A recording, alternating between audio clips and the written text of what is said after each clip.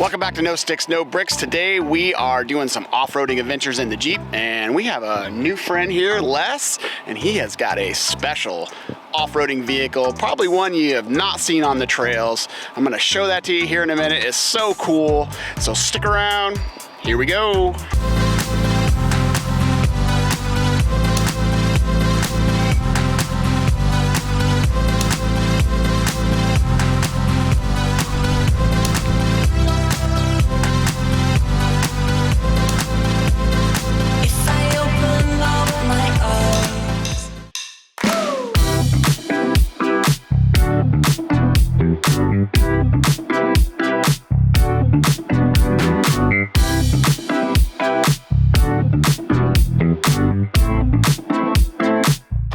Here it is.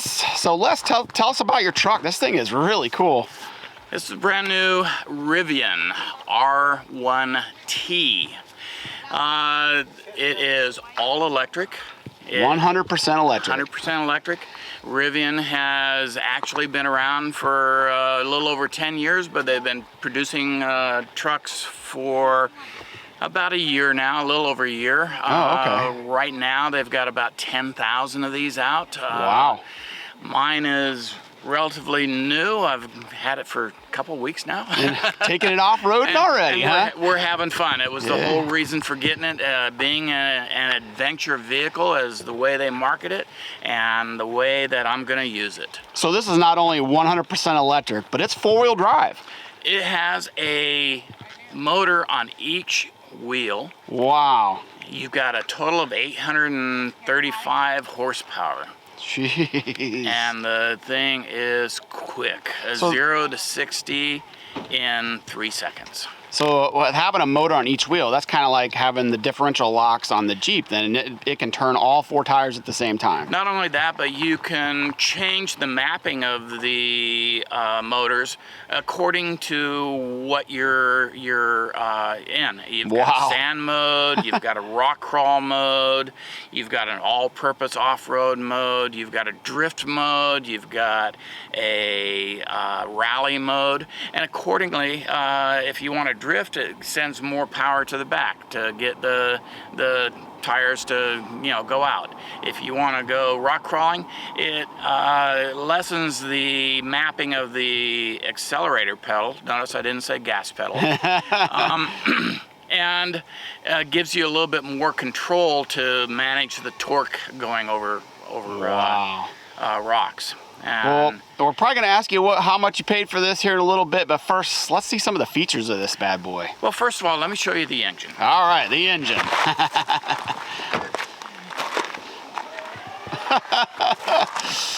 This looks really easy to work on. Being all electric, I have an area up here that is now used for storage. They've got a drain in it so I can fill it with ice if I wanted to. Oh, wow. It's also got a false bottom here to where I've got all my recovery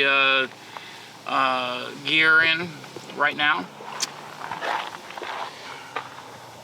Oh, okay. I see. Cool. Very cool. You can get a lot of beer in that. or soda, IPAs, or water. IPAs. So I was talking about the off-road mode. Not only does it have off-road, but it's got on-road modes. I can go into conserve mode where I can get right around 300 miles of range. And it only uses the front two motors, so I basically turn it into a front-wheel drive truck. Oh, okay. I can go into towing mode where I've got an integrated brake controller in the system to where I can control brakes, and I can tow up to 11,000 pounds. Is that right? Wow. Have you towed anything with it yet, or not yet? Probably too new, huh? I have not towed anything with it. I've put my e-bikes on the back, and that's about it so far. Cool. But I do have an enclosed trailer that I put it into, and I will be using this to be able to move that enclosed trailer around. I gotcha. I forgot to mention that Les is also a full-time RVer, and he is staying at the Palm Springs Thousand Trails Park with us, and that's where we met. Yeah, I've been full-timing it for a little over 6 years now. So. Wow. Congratulations. That's awesome. Thanks. So whenever you change modes, you also can change your ride height. So if I'm in conserve mode, I can slam it down to about 5 inches of ride height. Like a low rider, huh? This comes right down to the tires. Wow. We're going to go into rock crawl mode, and we're going to go up to 15 inches of ride height. Jeez. And if you, we'll probably do a shot of the underneath later. Definitely. Because I don't have any diffs, I don't have any transfer cases, and I don't have any mufflers to and exhaust to rip out. Right. That's good. That's an advantage when you're on trails like this, I guess. This is another feature of the R1T, and Rivian also makes a SUV version called the R1S. Okay. Got a little switch here, okay. And this is what they call the gear tunnel. That goes all the way through. Wow. Lots of space for storage, for sure. And if you ever watch YouTube videos, they've got people crawling all the way through and oh, really? sleeping in there. There's all sorts of jokes about, a nice place for a body. Neat thing about it is it's a great place to sit and put your shoes on, or so it'll hold the weight of your body if you're sitting on it. Not only that, it'll hold up to 250 pounds. So I can actually stand on it and get up to the top. These racks can be moved to the top as well. Is that right? Mm-hmm. Huh. And these are for like skis or canoes or kayaks or whatever? Kayaks, tents. They've got the overbed tents that are hard shelled, and you can just open them up and sleep right there. So did these come stock with the truck, like all this, or did you have them added?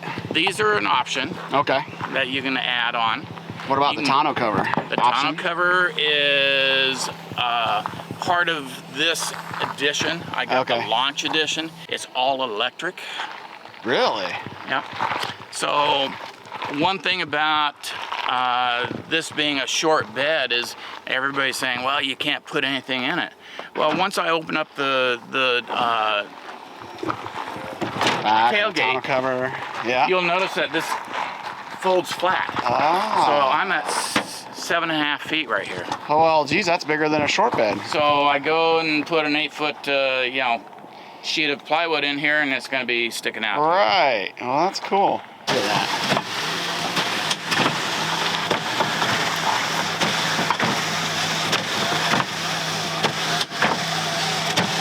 Sounds like a copy machine. Each one of those slats is actually folding up in some. That is cool. Inside the bed here, I've got a built-in air compressor. Oh, wow, that's handy. So I can set whatever tire pressure I want, or inner tube pressure, or air mattress pressure, or whatever. So are the air lines already hooked up to the tire, where you just push the button, the tires inflate, or do you actually still have to hook a hose up to it? I have to hook a hose up to it, and that comes in, it's stored in one of these the body compartment? Gear tunnel, body compartment doors. Wow, that's awesome. And then on the other side over here, I've got 120 volt outlets.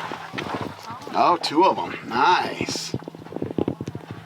It's got lighting. Oh yeah, little LED strips underneath there. Mm-hmm. And I went and optioned for the full size spare tire. Wow, that's pretty neat. Yeah. And I've got what size tires are those? These are 20-inch rims, and they're like a 34-inch tire. Wow. These are all trains. You can get 21 and 22-inch rims, and depending on whether you want the best mileage or the best looking towing, or whatever, playing off road. Yeah, there's all those options. Gotcha. I went off, all-purpose off-road because that's what I'm going to do. Right. Curious about the door handles. Do they always stick out like that when you're when you lock it? Do they go back in, or how's that work? When I lock it, Ah, okay. And the mirror. And the mirrors fold in. You get that little tweet. Yeah, I heard a bird. And when I unlock it, and I have a proximity sensor on my phone to where as I just walk up to it, it automatically unlocks. Without even touching it or Yeah. anything. Wow, that's neat.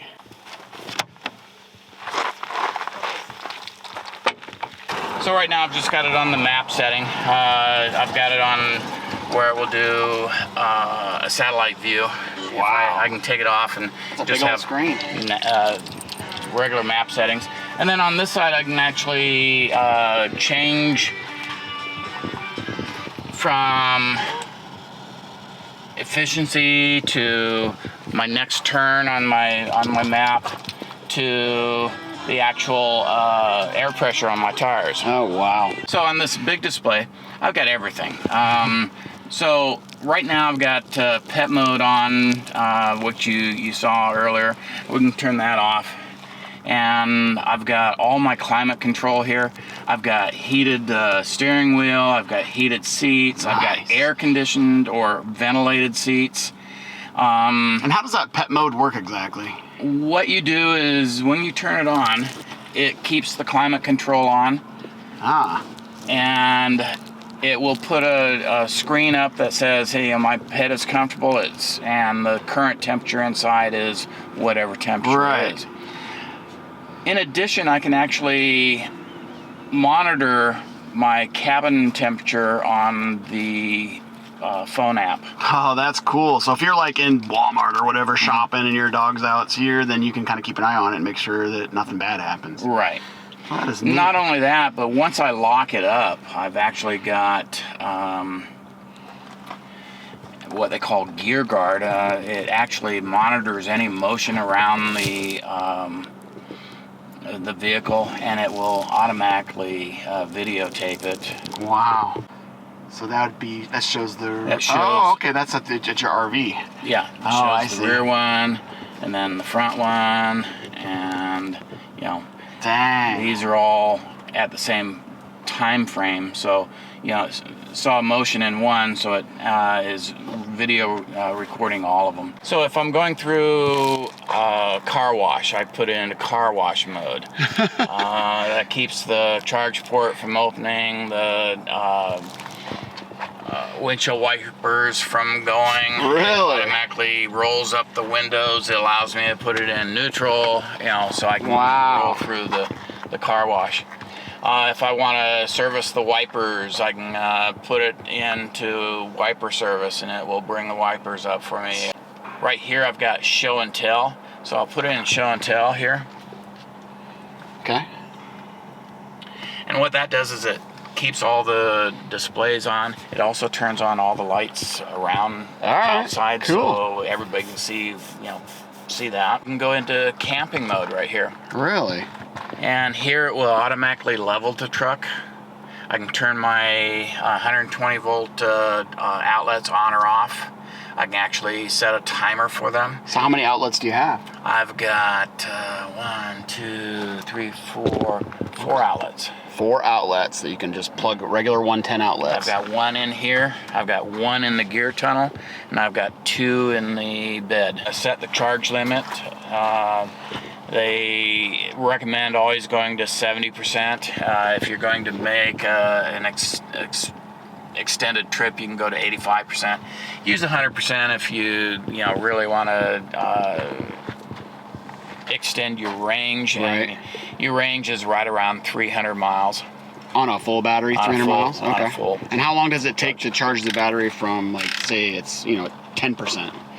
Depending on the charger. If you're at one of the fast chargers that are 350 watts or kilowatts, it'll take about 30 minutes. Oh, wow. That's pretty quick. If you're at our RV spot and you're running on the 50 amp, it takes all night. Oh, okay. If you're on 110, it'll take you a couple of days. Oh, wow. So the fast chargers are the way to go then. Well, if you're making a trip and you don't mind paying for the electricity, the fast charger is, and you're looking anywhere between $20 and $30 to fill up on a charge. Okay, still cheaper than a tank of gas, that's for sure. It cost us $115 to fill the Jeep up last night. Back here you've got another display, temperature controls. All right, so I guess we're at the point now where how much does this bad boy cost? Less than a F-350 dually diesel. Dually diesel, yes. Everything seems to be going up in price. When I first ordered this 2.5 years ago, it was at a certain price point, and luckily when Rivian had the increase in price, they honored the price that I got it at. So let's talk about that real quick. You said you ordered it 2.5 years ago and you just got it 2 weeks ago? That's correct. Wow. And that's typical? It takes that long to get it? It is typical. Wow. So if you're planning on getting one of these trucks, make sure you plan plenty in advance, right? Yes. What I would say is put your $1,000 down and get access to the Rivian shop, where they've got vehicles that were scheduled to be delivered that didn't get picked up, and then they open that up to everybody who's got a reservation. So there's no real like Rivian dealership where you can walk in and buy this truck? No dealers, it's all direct. And where are they located at? They're made in Normal, Illinois. Illinois, that is right in the heartland of America. The headquarters are in Irvine, California, and they've also got a technical center in Palo Alto. Okay. Do they make gas-powered vehicles too, or is it just all electric? All electric. All right, so back to the price point. What are we talking for this? So this is the top-of-the-line model. This is the top-of-the-line launch edition. You're going to be right around mid 80,000. Okay. They are coming out with some better price points in the near future. They're going to come out with a 2-motor version. Okay. And you're looking at much less money for that. So it's pretty competitive with the rest of the truck market, really. Truthfully, yes. And for what you're getting, I call this the chameleon of the trucks. Yeah. Because not only is it a truck, but it's a sports car, a conversation starter. Yeah. I pull up somewhere and the first thing I get is somebody coming up to me saying, "What the hell is that?" Right. You know, I say, "That's a Rivian." And they say, "Oh, does Ford make it?" Yeah. They've got a really good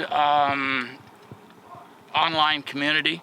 Rivian forums and Rivian stories are two of them. I am part of the Rivian stories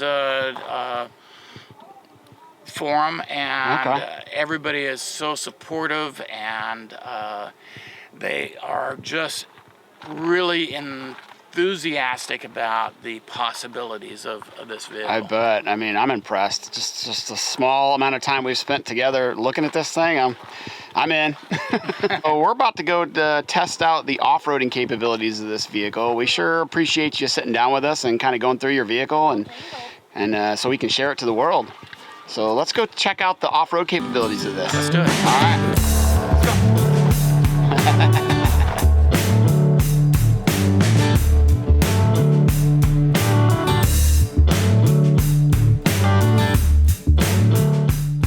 Well, we hope you enjoyed this special video. Tune in to next week's video to see our full off-road adventure with our friend Les and his electric truck.